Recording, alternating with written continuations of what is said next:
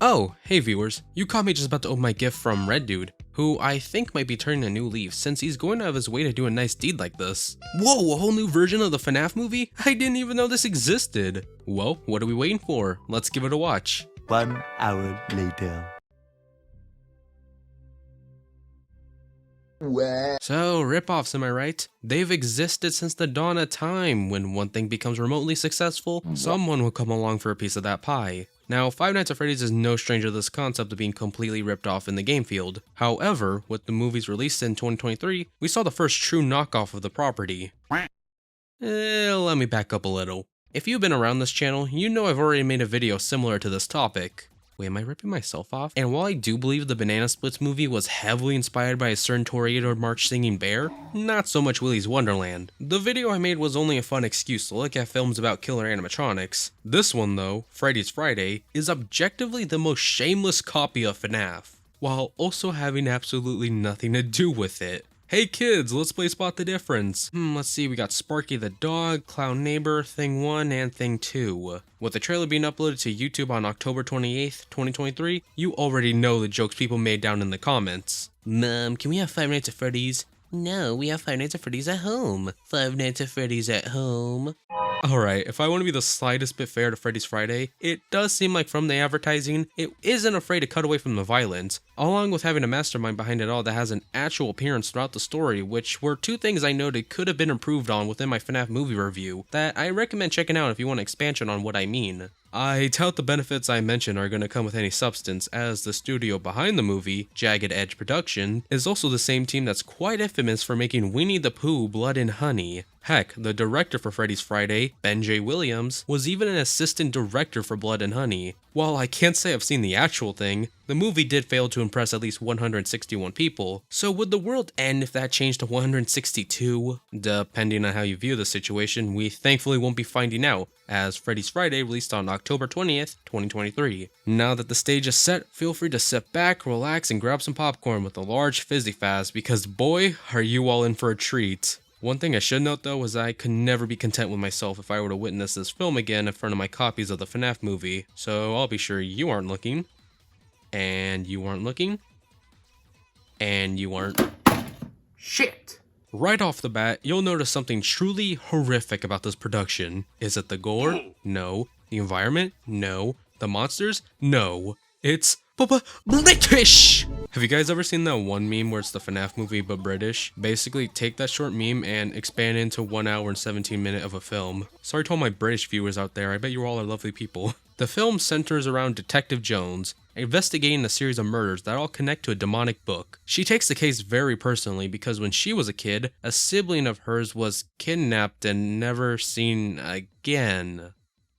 You don't say! Maybe call Mike. He's good with getting clues on finding missing siblings. Hey, maybe these two are the siblings that lost each other. Unfortunately, my theory won't be able to hold any weight because this information that's dropped on us never comes back into the plot. Jones as a character proves to be pretty bad at her job, like moments when she's following a suspect bringing a girl back to their basement, only to get locked out and just not call for any sort of backup. I mean, look at this environment, doesn't that just scream bad? Later on, she even finds evidence that she takes at the crime scene that includes blood on the floor, then has the nerve to laugh at her boyfriend's idea to report anything to the police, as technically there wasn't a body, only blood, even though the suspect she was following was present at the scene, along with having a well-known history of being with girls right before they disappear. Alright, that's enough I should say about Jones. It's quite clear she is not a good character. I feel like now we should focus on the mystery of what exactly this demonic book is, along with who this suspect is. Meet Todd Fisher. Todd mysteriously became rich as soon as the girl disappearance kept rising. Later on in the movie, it's revealed that he's made a deal with these guys, in which he got fame and fortune in exchange for every Friday he brings another sacrifice by making them read a curse from the evil book. He chooses to attend a club to pick out unsuspecting women to bring them back into his basement, and might I say, clever reference to the hit indie game of 2017, Hello Neighbor. But also, huh? Who looks at this room and says, yes, this seems like a nice place to do stuff? Better question, who looks at Todd and says, ah, yes, I will follow you, a stranger I just met at a club, into a random dark part of town, making sure nobody knows where we're going? Yeah, can you really be shocked something like this happens? Todd is a character I want to enjoy. Sadly, his constant flip-flopping in terms of characterization ruins him for me. Sometimes he'll appear sorry for the women he's sacrificing, only to act evil in the same scene. Other times he'll seem regretful about the deal he's made with the killers, only to revert back to being evil again. To which in the end he's just crazy? Evil? Evil crazy?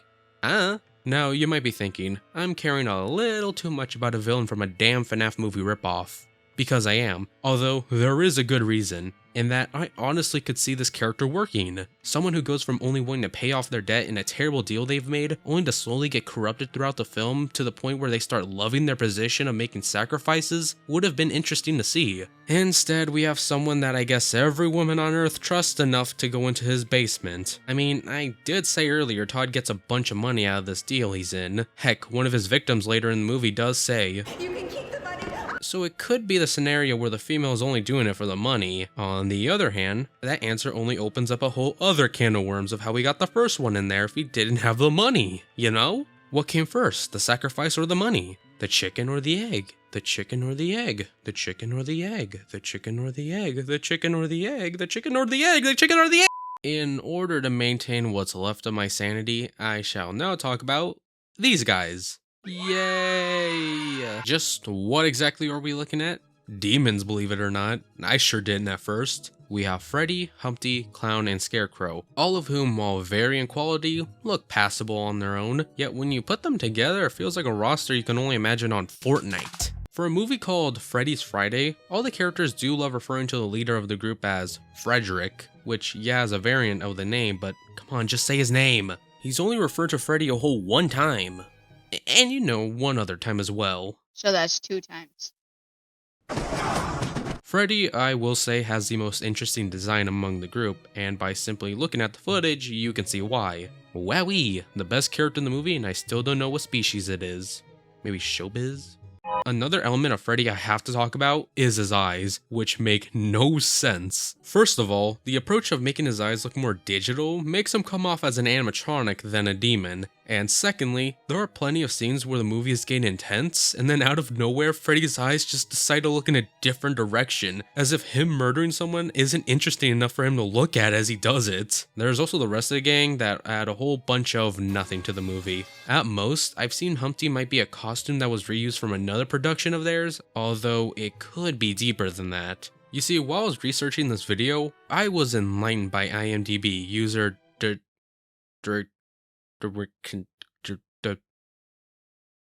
DRKNE about how this movie is a cinematic universe attempt. You have all these characters from other Jagged Edge production movies like Humpty from The Curse of Humpty Dumpty, Scarecrow from Amityville Scarecrow, Freddy from Easter Bunny Massacre, The Bloody Trail, and Clown.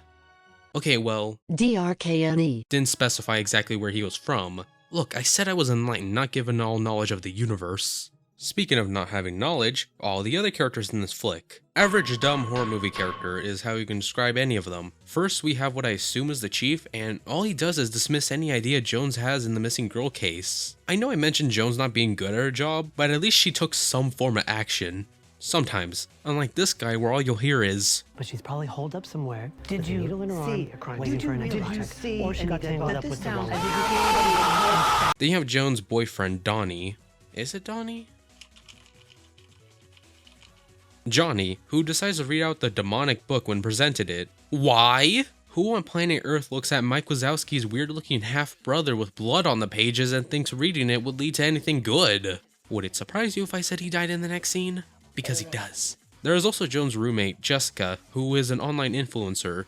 I know this because she won't shut up about it until we get the weak payoff of her popularity online, gain her a membership to a location Todd is going to be at. The funniest, or most painful, part of it all is that when Joan is given her membership and does go to the club, Todd leaves a couple seconds later, meaning that going to the club plus getting dressed was absolutely pointless. So you might be thinking Jessica instigating an aimless scene was the worst thing she's done, right? No.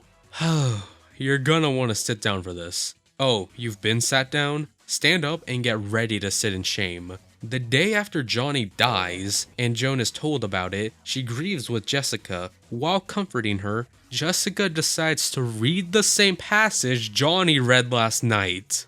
The letter Y! Yeah, surprise, surprise, she also dies later on. Lastly, there's this one, who shows up once early into the movie to give exposition to Jones, and to level with you viewers, I only remember her because of how long their scene was together. Seriously, she has info on who the missing girls were with last, which is how Jones learns about Todd, but the director found a way to stretch that reveal for as long as possible with useless dialogue. That's practically how the movie is structured for most of the run, until the climax where Joan is out undercover again, and is able to convince Todd she's another clueless lady he would be able to trick into getting sacrificed. When they both go to his basement, Todd panics wondering where the book went. Jones then reveals she took it and how he won't be sacrificing anyone anymore. But Todd has other plans as he's memorized that part of the book, so his grand scheme is saying that section out loud. Yeah, you can imagine what happens to him next. I like how slowly the demons walk towards any person within this movie. However, with Todd, they do that for a couple seconds until Clown Neighbor has had enough of this movie, so decides to speed things up for us. Afterward, Jones goes back home to clean herself up, until the chief sneaks in to confront Jones about her roommate and her boyfriend being dead, explaining how that's enough to get her interrogated. Jones tries to clear her name by explaining the Freddy's Friday lore, where we learn stuff on why it even happens on a Friday. Why Friday? I don't know. Maybe he's busy during the week, and I don't care. Yeah, that sure is something. Shockingly, this map hat level of explaining the lore is enough to convince the chief to follow her into the basement so that they can put an end to this once and for all. We get a pretty forgettable fight scene that only has this funny part, along with a 1v1 battle between Jones and Freddy that kind of feels like an Uno match. Freddy eventually gets defeated, thus we get our happy ending where we get a jump cut to 2 weeks later with our heroes sitting down, drinking tea. Oh yeah, plus a tease for a sequel. Wait, hang on, we got a card saying it's been 2 weeks. Were you just sitting there for 2 weeks? So, Freddy's Friday. It's definitely an emotional roller coaster. It should be obvious from this video that it's not very good. Now, would I recommend it to those who enjoy bad movies? Oh, for sure. I was watching this with one of the boys, and we had a blast. His thoughts on the movie were, it could have been a lot more appealing. So there you have it, could have been a lot more appealing out of 10. I agree with that, though the more I keep working on this video, the more I think about how Freddy's Friday could have been something decent. I know, you have a fair right to call me crazy for making a statement like that, but there are positive things about Freddy's Friday worth mentioning that get buried under poor execution. The plot on paper seems engaging, the effects were solid for a small production, especially how the book looked, plus the kills were a highlight of the film. And then there's also Freddy's design, which is the most interesting thing to look at when he's on screen. It's still not worth it though to discuss what a rewrite or two could have done to save this production, because, well, do you even care? Does Jagged Edge production care? Do I care? No. It's a fun bad horror flick, made to cash in on the success of the FNaF movie. Nothing more, nothing less. Whew, after all that, I can go for some real FNaF content. Thankfully, Red Dude sent me another gift, which is an early copy of the second FNaF movie. Let's give it a watch! 1 hour later. I loved it.